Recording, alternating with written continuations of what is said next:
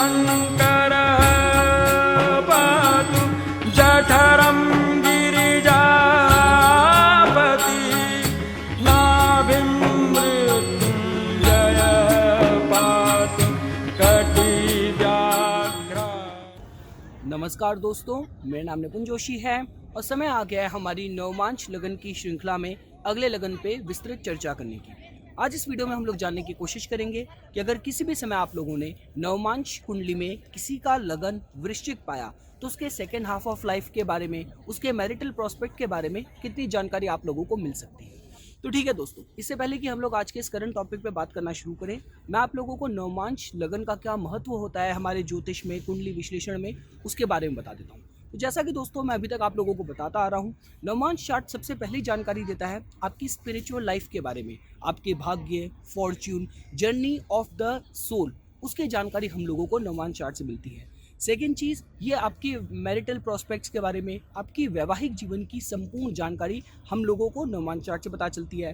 Third thing दोस्तों, आप इस तरीके से देख सकते हैं कि लगन चार्ट में जो ग्रहों की स्थिति है उसकी ट्रू डिग्निटी क्या है वो आप लोगों को नवमांश से वैलिडेट करनी होती है। अगर लगन चार्ट में ग्रह कमज़ोर पड़ा है तो इसका मतलब ये नहीं है कि जब उसका समय आएगा वो फल देने में मतलब समर्थ नहीं होगा। आपको उसी चीज़ को वैलिडेट करना है। अगर उसी ग्रह की स्थिति नवमांश में स्ट्रांग है तो इसका मतलब उस ग्रह के अंदर पोटेंशियल है अच्छे फल देने का अपने समय में। अगर आप इस तरीके से समझने की कोशिश करेंगे कि अगर लगन चार्ट में सपोज कीजिए आपने सूर्य को नीच का पाया तुला राशि में, लेकिन नवमांश में अगर सूर्य ग्रह मेष में बैठे हैं तो उसका मतलब नीच भंग राजयोग हो रहा है, तो मतलब ग्रह अच्छे फल देने में समर्थ है। और चौथी चीज़ दोस्तों, आप इस तरीके से भी देख सकते हैं कि काफ़ी विद्वानों का ये भी मत है कि नवमांश चार्ट आपके सेकेंड हाफ ऑफ लाइफ के प्रोस्पेक्ट बताता है कि आपने अपनी लाइफ की जो जर्नी स्टार्ट करी है what you will evolve into. अब ये चाहे तो आप विवाह उपरांत के बाद आपकी लाइफ में जो ट्रांजिशन होगी उसको देख सकते हैं, या फिर आप इस तरीके से भी समझ सकते हैं कि जो सैटर्न फर्स्ट रिटर्न होती है अराउंड 29-30 का टाइम,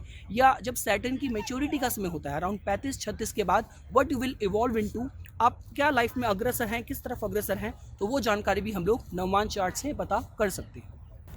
दोस्तों पहली चीज़ हम लोग समझने की कोशिश करेंगे इंडिविजुअल तौर पे वृश्चिक राशि के बारे में। तो देखिए, वृश्चिक का जो स्वामित्व है वो जाता है मंगल ग्रह के पास और केतु के पास। तो मंगल क्योंकि एनर्जी का कारक है, डायनामिज्म का कारक है, कॉन्फिडेंस, गो गेटरनेस का कारक है, तो ये सारी क्वालिटीज़ वृश्चिक के अंदर आती है। अगर आप केतु की बात करें तो केतु के अंदर देखिए बहुत तीव्र इंटेंसिटी है, केतु के अंदर रिवेंज की भी क्वालिटीज़ हैं, पास्ट लाइफ का भी कनेक्शन है। तो ये सारी जो ऊर्जा है इन दोनों की मिला के ये सारी ऊर्जा से बनी है वृश्चिक राशि। साथ साथ अगर आपको उसका स्वभाव और डिटेल में समझना हो तो आप ये देख सकते हैं कि वृश्चिक एक जल तत्व की राशि है जहाँ पे भावनाएं, जहाँ पे इमोशंस, जज्बात बहुत मैटर कर रहे हैं। और अगर आपको स्वभाव इसका समझना हो तो दोस्तों इसका स्वभाव स्थिर है। तो मतलब अब फर्क ये आ जाता है कि वो भावनाएं इंसान को किस तरफ लेके जा रही हैं। अगर इंसान के अंदर देशभक्ति का भाव है तो इंसान उसको लेके बहुत स्थिर होगा। सपोज कीजिए इंसान के अंदर जो भावनाएं है अपने फैमिली की तरफ बहुत डिवोटेड है तो वो भावनाएं इंटेंस हो जाएंगी। लेकिन अगर नेगेटिव साइड पे काम अगर ऊर्जा कर रही है, ओवरऑल ग्रहों की स्थिति इस तरीके से है कि वृश्चिक की ऊर्जा जो है अफ्लिक्टेड है, पीड़ित है, तो शायद ये भी हो सकता है कि जातक के अंदर बहुत प्रतिशोध की भावनाएं, रिवेंज की भावना हो। और मुद्दा क्या है, सबसे बड़ी डिफिकल्टी वृश्चिक के साथ ये है कि उसको लेके ओवरकम नहीं कर पा रहे, उसको लेके भूल नहीं पा रहे। तो दोस्तों मैंने आपको थोड़ा सा इसका लुक एंड फील थीम इस वृश्चिक राशि की जो आप लोगों को पता होनी चाहिए, मैंने आपको उसकी जानकारी दी। अब दोस्तों देखिए, जो सेकंड चीज़ होती है कि अब हमें चूंकि इस जो टॉपिक को हम इस तरीके से समझने की कोशिश कर रहे हैं नवमांश के पर्सपेक्टिव से, तो आपको ये देखना है कि वृश्चिक अगर किसी का नवमांश में लगन है तो इट मीन्स फर्स्ट हाउस में जो ऊर्जा आई है वो यही आ रही है। तो आप इस तरीके से देख सकते हैं कि जिसकी भी पत्री में आप नवमांश में आपने लगन अगर वृश्चिक पाया तो जहाँ तक सेकेंड हाफ ऑफ लाइफ तक पहुँचते पहुँचते जो इंटेंसिटी है, जो तीव्रता है, जो भावनाएं हैं किसी के लाइफ में प्रधानता ले लेंगी। और आप दोस्तों देखिए इस तरीके से भी समझ सकते हैं कि नवमांश में किसी को वृश्चिक लगन तभी मिल सकता है कि अगर उसका लगन चार्ट में जो उसका लगन होगा या तो वो अग्नि तत्व की राशियों वाला होगा, जो सिंह होता है, जो कि आपका मेष है, जो कि धनु है, या तो आपका जो वायु तत्व की जो राशियां वाले लगन होते हैं, आपके मिथुन हो गया, तुला हो गया, या आपका कुंभ हो गया, या लास्ट दोस्तों जो जल तत्व की जो राशियां हैं, जो आपका कर्क है, वृश्चिक है, मीन है, तो ये कुछ इनकी जो लगन की जो प्लेसमेंट है नक्षत्र के किसी पर्टिकुलर पदा में होगी, तो आप लोगों को नवमांश में वृश्चिक लगन मिल सकता है। तो अब देखिए दोस्तों, ये सारी चीज़ें घूम फिर के यहाँ पे आ जाती हैं कि चाहे तो आप इसको मैरिज के पर्सपेक्टिव से समझने की कोशिश करें या किसी के सेकेंड हाफ ऑफ लाइफ को समझने की कोशिश करें, तो उसको दो एंगल से हम लोग समझ सकते हैं। पहली चीज़ तो ये है कि इर्रेस्पेक्टिव ऑफ जो भी आपका लगन है, ठीक है, नवमांश आपका सेकेंड हाफ ऑफ लाइफ तक आते आते प्रीडोमिनेंस ले रहा है, एक्टिव हो रहा है, उसका फुल इफेक्ट आ रहा है, लेकिन आप इस तरीके से भी समझ सकते हैं कि जो तीव्रता है वो जिंदगी भर रहेगी। तो अगर सपोज कीजिए, अगर हो सकता है कि जातक अगर अग्नि तत्व की राशि वाले लगन वाला भी है, चाहे उसका मेष लगन है, सिंह है या आपका धनु है, तो जो भी उसके अंदर एडवेंचर स्ट्रीक है, जो भी उसके अंदर डायनामिज्म है, गो गेटरनेस है, कॉन्फिडेंस है, लीडरशिप क्वालिटीज़ हैं, उसके पीछे से जो स्पार्क आ रहा है, जो वायर से जो ऊर्जा आ रही है, जो एनर्जी आ रही है,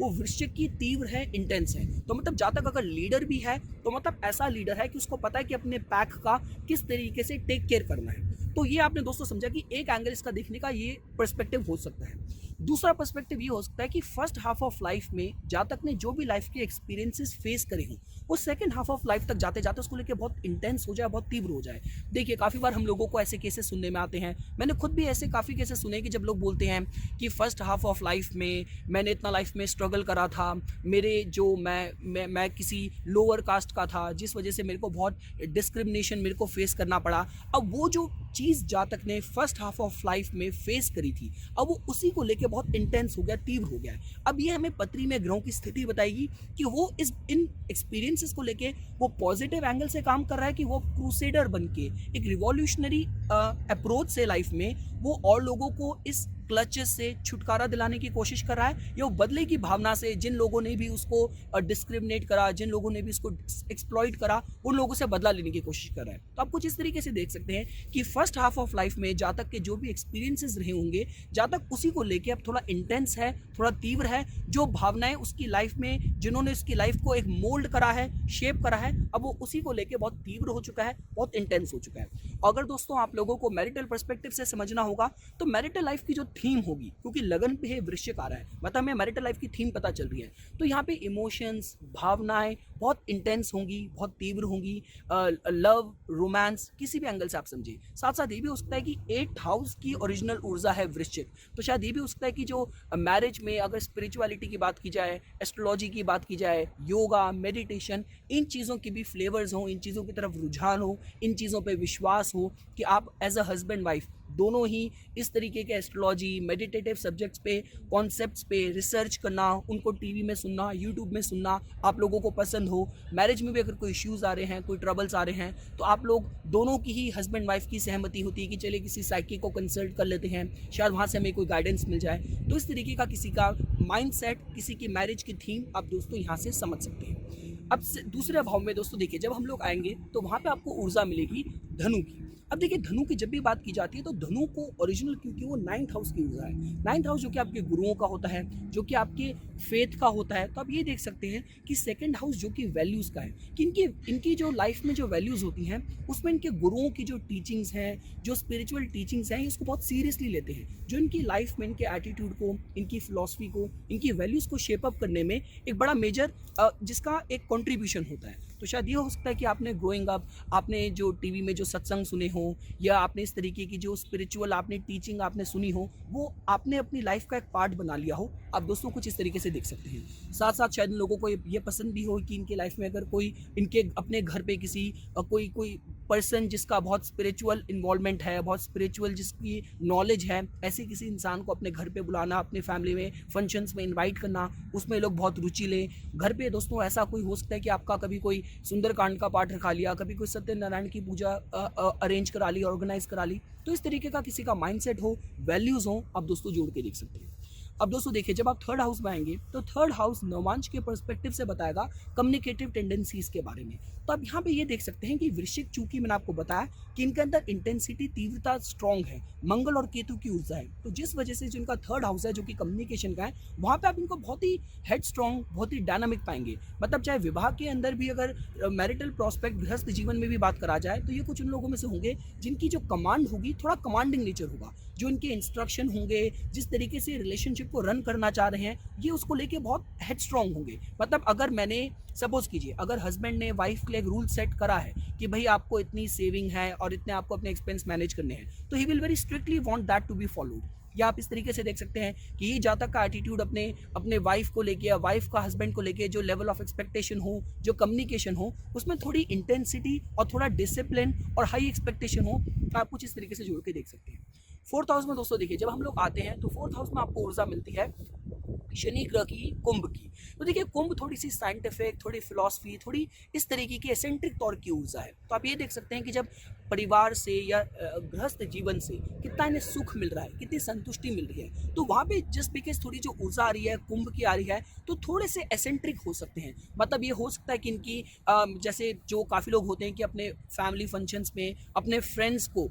हर अपने किसी फंक्शन में, घर के किसी आयोजन में, किसी इवेंट में अपने फ्रेंड्स का इनका इन्वॉल्वमेंट हो, फ्रेंड्स को इनविटेशन दे, फ्रेंड्स इनके लाइफ के मेजर कुछ जो इवेंट्स हो उसमें वो बहुत इंपॉर्टेंट रोल प्ले करें। साथ साथ अगर आप रिलीजियस क्वालिटीज़ की बात करें, स्पिरिचुअल इंक्लिनेशन की बात करें, या घर के अंदर का भी दोस्तों जो एनवायरनमेंट होगा, होम एनवायरनमेंट, तो वहाँ पे भी आप देख सकते हैं कि जो मतलब जो बहुत ही किसी कहते हैं ना कि जो लोग बहुत पेंटिंग्स भी रखते हैं, तो किसी फिलोसफर की पेंटिंग्स रखना हो, जैसे ओशो की पेंटिंग्स हो गया, आइंस्टाइन की कोट्स हो गया, इस तरीके का फैमिली एनवायरनमेंट हो दोस्तों, घर का होम एनवायरनमेंट हो, आप कुछ इस तरीके से दोस्तों जोड़ के देख सकते हैं। साथ साथ दोस्तों देखिए, अगर आप आते हैं फिफ्थ हाउस में, तो फिफ्थ हाउस में आपको ऊर्जा मिलती है बृहस्पति ग्रह की, बहुत ही इंट्यूटिव और बहुत ही इमोशनल मीन राशि की। तो आप इस तरीके से देख सकते हैं कि अपने फैमिली अफेयर्स को लेके या अपने गृहस्थ जीवन के मैरिटल लाइफ को कितनी सूझबूझ से चलाना है, तो उसमें बहुत इमोशनली अपने पार्टनर से इन्वॉल्व होते हैं। क्योंकि देखिए पंचम भाव होता है आपकी बुद्धि का, तो ये इस समय क्योंकि हम नवमांश के पर्सपेक्टिव से देख रहे हैं, तो आप ये समझने की कोशिश कर सकते हैं कि अपने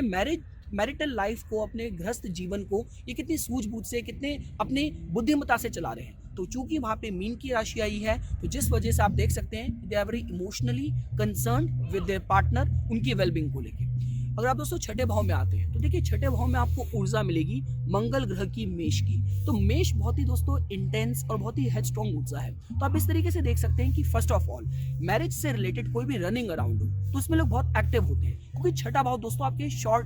शॉर्ट जर्नीज वैसे थर्ड हाउस होता है, सिक्स्थ हाउस होता है आपकी रोजमर्रा की जिंदगी का। तो चूंकि हम लोग नवमांश के पर्सपेक्टिव से बात कर रहे हैं, तो डेली जो मैरिज की रनिंग अराउंड है, कि आपको कभी कोई मतलब घर में कुछ इलेक्ट्रिसिटी रिलेटेड कोई फॉल्ट है, कोई प्लम्बिंग, गार्डनिंग, किसी रिलेटेड अफेयर से रिलेटेड भाग दौड़ का है, तो वहाँ पे लोग बहुत एक्टिवली इन्वॉल्व होंगे अपनी मैरिटल लाइफ के रनिंग अराउंड के लिए। तो मेरे कहने का मतलब है 5 दिन उन्होंने जॉब करी, लेकिन वीकेंड्स पे अगर इनको ऑफ है, तो उसमें कोशिश करेंगे कि घर पे अगर कोई भी छोटे मोटे घर की शॉपिंग है, ग्रॉसरी है, चोर्स हैं, कोई भी ऐसे काम है, उसको लेकर बहुत एक्टिव इन्वॉल्व होंगे। आप कुछ इस तरीके से देख सकते हैं। मतलब ऐसी नहीं कि मतलब वीकेंड है तो मतलब मेरे को सोफे में रहना है, आराम करना है, बस टीवी के आगे बैठना है, ये कुछ उन लोगों में से नहीं होंगे। सेवंथ हाउस में दोस्तों अगर आप आते हैं, तो वहां पे आपको शुक्र की बहुत ही स्टेबल, बहुत ही लग्जरी वाली ऊर्जा आपको वृषभ की मिलती है। तो जिससे आपको पता चलता है कि इनको अपने पार्टनर से जितने लेवल ऑफ कहते हैं ना कि इनके अंदर मेंटल लेवल पे जो कायोस चल रहा है, इनको अपने पार्टनर के तौर पे चाहे sense of luxury, sense of stability लोग महसूस करते हैं। आप कुछ इस तरीके से देख सकते हैं। पर हाँ, शुक्र की प्लेसमेंट से पता चलेगा कि कहीं पार्टनर ऐसा तो नहीं, क्योंकि शुक्र ग्रह जो दूसरा भाव रूल कर रहे हैं वो 12th हाउस लॉसेस का रूल कर रहे हैं। तो ऐसा तो ना हो कि कहीं पार्टनर के द्वारा जो उसका एक्स्ट्रावेगेंट या खर्चीले नेचर की वजह से जो इनके एक्सपेंसेस काफी ज्यादा बढ़ रहे हैं, तो ये हमें शुक्र की प्लेसमेंट देखनी होगी। और आप इस तरीके से समझ सकते हैं कि पार्टनर के आने से लाइफ में sense of stability, sense of luxury, comfort ये महसूस करें। आप कुछ ऐसा जोड़ के देख सकते हैं। दोस्तों अगर आप अष्टम भाव में आएंगे, देखिए अष्टम भाव में आपको ऊर्जा मिलती है मिथुन की। तो देखिए मिथुन बहुत ही कम्युनिकेटिव राशि है। तो ये कुछ उन लोगों में से होते हैं जनरली, जैसे होता क्या है दोस्तों, 8th हाउस होता है सीक्रेट्स का। तो काफी बार ऐसा होता है कि जब हमारी लाइफ में कोई कायोस चलता है, लोग बताते ही नहीं है कि यार मेरे पे ये किसी ने सेक्सुअल असॉल्ट का केस डाल दिया, मेरे पे किसी ने लैंड ग्रैबिंग का केस डाल दिया, मेरे पे कोई ये डिस्प्यूट चल रहा है, ये केस चल रहा है। फिर कुछ उन लोगों में से होते हैं they are very communicative to reach out to others, कि अगर हाँ कोई इश्यू भी है तो भाई क्या हुआ, जब तो मैं लोगों से डिस्कस नहीं करूंगा मेरे को हेल्प कैसे मिलेगी। तो उसको लेके थोड़े कम्युनिकेटिव होंगे, अपने लाइफ के कायोटिक और स्कैंडलस पार्ट को लेके भी आप कुछ इस तरीके से देख सकते हैं। और साथ साथ इनके अपने इन लॉज से भी जो टर्म्स होंगे बहुत कम्युनिकेटिव, बहुत ही ओपन कम्युनिकेशन के टर्म्स होंगे। आप कुछ इस तरीके से दोस्तों जोड़ के देख सकते हैं। अगर हम नवम भाव में आएंगे दोस्तों, देखिए नवम भाव में आपको ऊर्जा मिलेगी चंद्र की, कर्क राशि की। तो आप ये देख सकते हैं कि लोग बहुत ही मतलब अपने रिलीजन को लेके, अपने फेथ को लेके, बिलीफ को लेके बहुत इमोशनली कंसर्न होते हैं। मतलब कुछ उन लोगों में से होते हैं कि भाई आप गलती से भी अगर ये इंसान कोई गुरु को फॉलो करता है तो उसके बारे में आपने गलत बात बोल दी, ये जिस बिलीफ को, जिस कल्चर को, जिस भी फेथ में इनका विश्वास है, जिस भी बिलीफ में ये मानते हैं उसको, अगर उसको लेकर आपने कोई गलत कमेंट कर दिया, कोई सरकास्टिक कमेंट कर दिया, so they might get very seriously offended. तो आप कुछ इस तरीके से भी देख सकते हैं। साथ साथ हो सकता है कि इनका जो बिलीफ हो वो फेमिनिन पावर्स में ज़्यादा हो, फेमिनिन डिवाइंस में। जो लोग माँ सरस्वती के भक्त होते हैं, देवी के भक्त होते हैं, आप कुछ इस तरीके से देख सकते हैं। हम लोग आ जाते हैं दोस्तों दशम भाव में। तो देखिए दशम भाव होता है कि आपके मैरिटल प्रोस्पेक्ट को, आपको एज अ कपल, जोड़े को समाज में किस तरीके से देखा जाता है। तो चूंकि वहाँ पे आपको ऊर्जा मिल रही है सिंह की, सूर्य की सिंह की, तो आप ये देख सकते हैं कि इनके कपल को बहुत ही रिगेल, बहुत ही डिग्निफाइड इनका समाज में इंप्रेशन जाता है कि घर के अंदर चार दीवारी में जो भी चल रहा हो, पर बाहर इनको लोग इस तरीके से देखते हैं कि they are very well mannered, well organised couple. इनकी लाइफ में हर चीज़ बहुत सही तरीके से ऑर्गेनाइज है, खुशहाल अच्छा जीवन ही जी रहे होंगे, ये इनका बाहर इंप्रेशन जाता है। अब एकादश भाव में आएंगे दोस्तों, तो देखिए एकादश भाव में आपको ऊर्जा मिलेगी बुध ग्रह की, आपको कन्या राशि की। तो आप ये देख सकते हैं कि अपने फ्रेंड सर्कल को, अपने नेटवर्क सर्कल की अगर बात की जाए तो ये उसमें थोड़े से बहुत ही चूजी होते हैं, ये बहुत पिकी होंगे। मतलब ये कुछ उनमें से नहीं होंगे कि किसी को भी अपने घर में इनवाइट कर दिया, means they have very I for detail कि हाँ ये हमारा स्टेटस है तो इसके साथ हमें दोस्ती करनी चाहिए, इसको हमें अपना फैमिली फ्रेंड बनाना चाहिए, इससे हमें अपनी हमारी बातें शेयर करनी चाहिए, या फिर ये इंसान, इसकी आदत अच्छी नहीं है, ये हमारे घर में आएगा तो हो सकता है कि रिलेशनशिप को स्पॉइल कर दे, हमारी हैबिट स्पॉइल कर दे, हस्बैंड वाइफ के बीच में मिसअंडरस्टैंडिंग कर दे। So they are very picky when it comes to picking up the close common family friends या फ्रेंड्स, आप इस तरीके से जोड़ के देख सकते हैं। और लास्ट दोस्तों, अगर आप लोग 12th हाउस के हिसाब से बात करें तो वहां पे आपको ऊर्जा मिलेगी तुला की। तो आप ये देख सकते हैं ये लोग दे